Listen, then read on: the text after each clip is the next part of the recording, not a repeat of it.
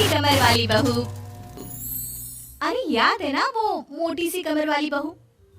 उनके दिन अभी भी नहीं फिरे। वो फिर एक बार अपनी कमर को लेकर चर्चा में है। कैसे? देखिए। क्या करूं, मेरी मोटी कमर का सब मजाक उड़ाते हैं। माँ जी तो ऐसे करती है जैसे मैं कोई डायन हूँ।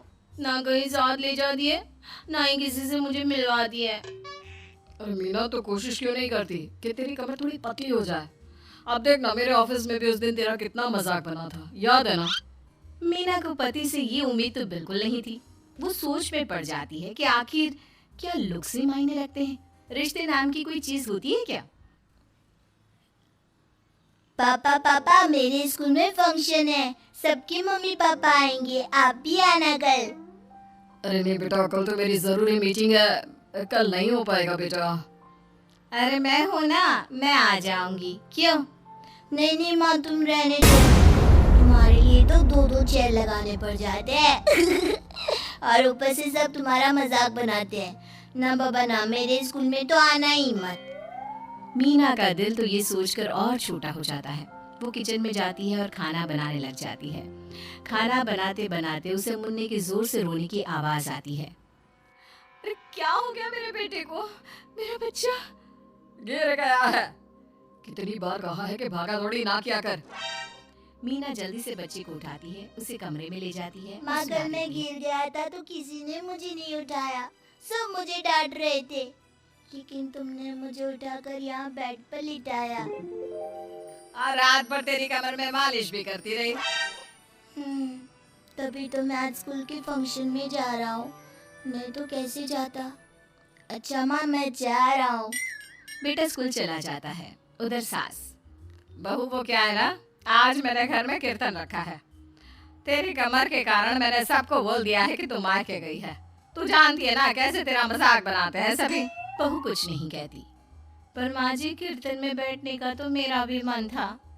हाँ तो किसी और शहर चली जाना जहाँ तुझे कोई जानता ना हो, वहीं किसी मंदिर में बैठ ले लेना हरि का नाम अच्छा जा, जल्दी से काम पर लग जा।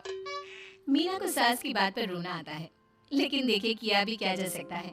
हमारे यहाँ तो ये रिवाज है ना, जिसका चेहरा अच्छा राजा, नहीं तो सब रंग। घर में औरतें आने लगती हैं, सब एक एक कर कीर्तन में बैठ जाते हैं। अरे बंदा जा, तो किचन में मैंने प्रसाद बना कर रखा है, ले आ। अरे क्या क्या कर लेती हो बहन जी, एक तुम्हारी बहू है बस कमर का कमरा बनाए बैठी है। ये नहीं कि ससुराल में रहकर काम काज निपटाए, जब देखो तब मायकी की हवा खाने पहुंची रहती है। तो भी दूसरी कहती है, मैंने तो घर में मना कर दिया था कि कोई खाना नहीं खाना, बहन जी के घर कीर्तन है, मैं सबका खाना लेकर आऊंगी, लेकिन यहाँ तो लग रहा है कि प्रसाद के भी लाने पड़े हैं। अरे कर देना पागलों वाली बात, खाना भी बना कर रखा है मैंने। अरे कमला, जा जाकर कीर्तन के बाद जो मैंने खाना बनाया है ना, सब पे लगा देना अरे बहू से ज्यादा तो आपके साथ ये कमला ही रहती है। हाँ तो क्या अपना नौकरानी से करवा देती बेटे की शादी कमला किचन में जाती है, जहाँ बेचारी मीना पसीने से तर खाना पीना और किचन के काम में लगी होती है। कैसी हो भाभी, ऐसी सास के साथ कैसे गुजारा कर रही हो? पता है बाहर कह रही है कि सारा खाना और प्रसाद उन्होंने बनाए हैं। अरे कोई बात नहीं ना कमला, वो क्या है ना, मेरी कमर मोटी है, इसलिए वो मुझे किसी के सामने नहीं ले जा सकती हैं। अरे तो मैं कौन सी सुस्मिता सेन हूँ, लेकिन देखो मेरी सास मुझे कितने गर्व से मिलाती है सभी से। देखो मीना भाभी, आपको सबने ये बता रखा है कि आप अच्छी नहीं हो, सुंदर नहीं हो, लेकिन बात ये कि आपका चेहरा इतना प्यारा है कि क्या कहूँ। पता है भाभी, आपके चेहरे के नूर से तो सारा मोहल्ला रोशन है। मीना को बहुत दिनों के बाद किसी के प्यार के दो बोल सुनने मिले थे। वो खुश हो जाती है और कमला से दिल से बात करने लगती है। पता है कमला, जब मैं कॉलेज में थी ना, तो एक बार मेरी तस्वीर अखबार में छपी थी। मैं फूलों की प्रदर्शनी देखने गई थी, तो वहाँ किसी ने फूल के साथ मेरी फोटो खींची थी और लिखा था फूल से भी सुंदर। लेकिन अभी भाभी आप ऐसी हो, फूल से भी सुंदर। अरे कमर मोटी है तो क्या हो गया, क्या सब में सारी खूबियाँ होती है? अपनी सास को ही देख लो, ऐसा लगता है जैसे चूल्हे में कोयला जल गया हो। भैया भी माना पतले हैं, लेकिन है तो माँ की तरह काले ही ना। वो तो भला हो भगवान का कि मुन्ना आ पर गया है, गोरा और सुंदर। मीना को कमला की बात समझ में आ रही थी। पहली बार किसी ने उससे अच्छे से बात की थी तो उसे रोना आ जाता है। भाभी एक काम करो ना, कुछ दिनों के लिए मायके होकर आओ। यहाँ तो ना भैया को आपकी कदर है ना ही सास को, और बेटा भी आपको इन लोगों के कहने पर दूर ही रखता है। मीना को कमला की बात ठीक लगती है। सारा कीर्तन निपट जाता है। उसके बाद अरे बहन जी मान गए, इतना सारा खाना और प्रसाद बनाने के बाद भी आपको देख के लगता नहीं कि आप एक बूंद भी थकी हो, बिल्कुल फ्रेश। बस बहन जी मैं तो हूँ ही कुछ ऐसी ही। सभी चले जाते हैं। तब जाकर मीना किचन से बाहर आती है। अरे कहाँ जा रही है? थक गई हूँ मैं, चाय लेकर आ जा। माँ जी चक्कर आ रहा है, सर दुख रहा है, कब से किचन में बंद थी, गर्मी में पसीना भी बहुत आ रहा था, जरा कमरे तक जाकर पसीना सुखा लूं। अरे तो होती ना कम से कम घर की मालकिन, बिठा देती मैं सबके सामने। अब क्या आपने बेइज्जती कराती? बस माँ जी मैं तंग आ गई हूँ, मैं अपने मायके जा रही हूँ। जब मेरा होना आप लोगों को इतना अखरता है तो मैं क्यों यहाँ रहूं? क्यों ना मैं माँ के पास जाकर आराम ही करूं? तभी वहाँ पति आ जाता है। देखो ऐसा नहीं है, लेकिन हाँ कुछ दिनों के लिए तुम जाना चाहती हो तो हो आओ, लेकिन यहाँ हम सबको तुम्हारी जरूरत है। मीना पति की इजाजत के बाद मायके जाती है, लेकिन वहाँ भी भाभी।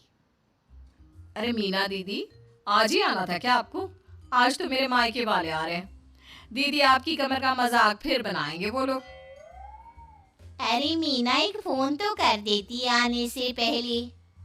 अरे मीना क्या हाल बना रखा है शरीर का, कितनी प्यारी बच्ची थी हमारी, क्या हाल कर लिया। मीना को दुख होता है। वो घर के अंदर जाती है जहाँ दीदी आप तो दलिया लेंगी ना? सबके लिए वैसे आलू के पराठे बने हैं, मैं जानती हूँ आपके फेवरेट हैं आलू के पराठे, लेकिन अब आपका शरीर ऐसा है कि आप तो दलिया ही खाओ। मीना को समझ में नहीं आ रहा था कि ये क्या हो रहा है। हर कोई जो अपना है वो क्यों उससे ऐसा व्यवहार कर रहा है। मीना दुखी होकर पास में रहने वाली अपनी सहेली के घर जाती है। सहेली का पति बोल पड़ता है, अरे ये कौन है? कौन है ये? मुझे इसी की तो तलाश थी। मीना उसके पति के इस तरह के रिएक्शन से परेशान होकर वापस जा रही होती है कि अरे मीना, बिना मिले ही जा रही हो? ये तुम्हारे पति है ना, ऐसे कैसे चिल्ला रहे हैं मुझे देखकर? पता नहीं क्यों जी, मेरी सहेली को देखकर क्यों चिल्ला रहे हो? अरे रीना, मेरी फिल्म की हीरोइन मिल गई। यही तो है वो लड़की, प्यारी सी सुंदर सी मोटी कमर वाली। अरे हाँ, मीना तो बिल्कुल उस लड़की जैसी है जो आपकी फिल्म की कहानी है। ये क्या बोले जा रहे हो तुम लोग? मीना मेरे पति बहुत बड़ी फिल्म की डायरेक्टर है, पता है ना तुम्हें? और मैं एक बहुत बड़ी फिल्म बना रहा हूँ शाहरुख खान के साथ। मैं चाहता हूँ कि तुम उसकी हीरोइन बनो। हाँ मीना हाँ, प्लीज ना मत कहना, और इसके लिए तुम्हें करोड़ों रुपए भी मिलेंगे। मीना मन में सोचती है कि जो दुनिया उसे मोटा और भद्दा कहती थी, उसे जवाब देने का यही एक रास्ता है। मीना फिल्म में काम करने के लिए हाँ कर देती है और फिर सारे शहर में मीना की फोटो शाहरुख खान के साथ लग जाती है। सब्सक्राइब और लाइक करना ना भूले।